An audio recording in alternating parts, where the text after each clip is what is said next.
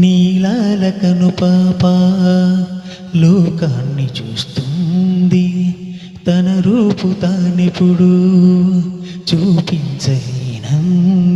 అద్దంలా మెరిసే ఒక హృదయం కావాలి, ఆ మదిలో మెదిలే తన రూపం చూపాలి.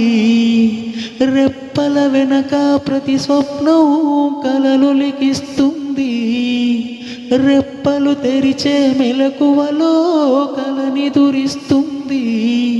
ఆ కలల జాడ కళ్ళు ఎవరినడగాలి? పాటల పల్లకివై ఊరేగే చిరుగాలి, కంటికి కనబడవే నిన్నెక్కడ వెతకాలి?